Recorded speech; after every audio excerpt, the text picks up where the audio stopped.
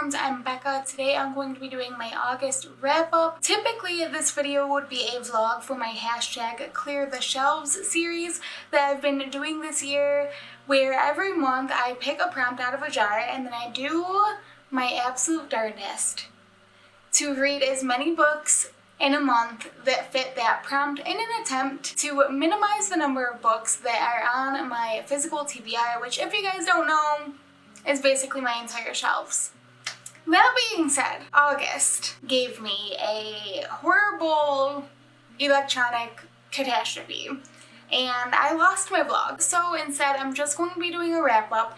I read 2 books in the month of August and I'm really excited to talk about them, so let's get into it. The first book that I read in August is Are You Listening by Tillie Walden. This is a young adult graphic novel, Tillie Walden's latest book, in which we follow 2 women, Lou and Bee, in a road trip across West Texas. These 2 women are working to process their past grief and traumatic experiences and find comfort and solace in each other as the landscape around them morphs into a more and more unsettling world. The further they drive to a town that doesn't exist on a map to return a stray cat. It is a really interesting story, and I feel like the highlight of the book was the friendship and relationship that was built up between Bee and Lou over the course of the novel. In some of Tillie Walden's books, I feel like it gets a little bit twisty-turny in the middle, and I feel like even though I knew it was supposed to be one big metaphor, it ended up going completely over my head, but that's a me problem, and it didn't end up detracting in any way from my enjoyment of the book.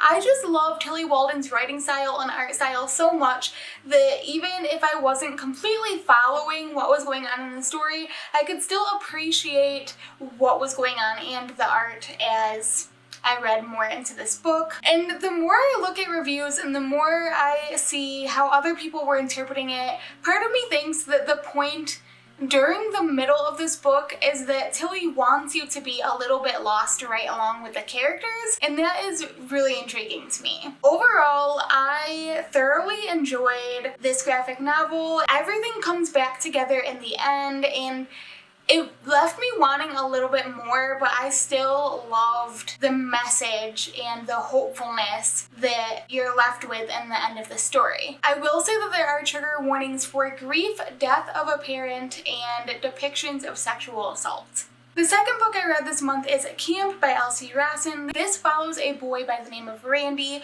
who loves spending his summers at Camp Outland, which is a summer camp for LGBT teens. It's where he's met his friends, he loves performing in the musical, and he loves seeing his crush Hudson, who doesn't know he exists. Hudson is a masked guy that only likes other masked guys, and Randy is decidedly not masculine. So this year he has a plan that he's going to completely change his look and turn his life into a rom-com where he changes his image from top to bottom in an attempt to win over Hudson, but at what cost? Originally going into the story, I wasn't sure how exactly the message would be put across. The idea of Randy changing his entire image for someone who doesn't even know he exists sounds like it's going to be really problematic, but I can tell you the way that it's handled is so graceful. Randy is never praised by his friends and counselors around him for changing his entire image,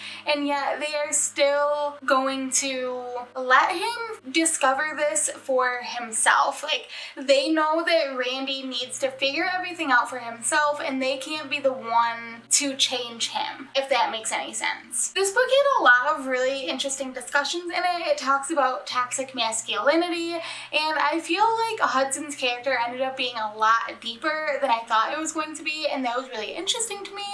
There were some really great scenes where one of the counselors does history lessons on the LGBT community, and I ended up learning a lot about that as well. And it was just interesting to see how all the characters played off of each other, and I feel like overall this was one of the most believable and well-written books I have read in a long time. I love this book so much, and I think it was perfect for an end of the summer read. Are You Listening was a really heavy book, and I feel like Camp was a good palate cleanser from that, where it was lighthearted but it still had some deeper undertones to it. There are a plethora of trigger warnings for this book, including death of a grandparent, homophobia that is discussed and challenged on the page, internalized homophobia, homophobic slurs, queer phobia that's discussed and challenged on the page, graphic depictions of sex, and toxic masculinity. So there you guys go. This was a short and sweet video just wrapping up a couple of books that I was able to read during the month of August,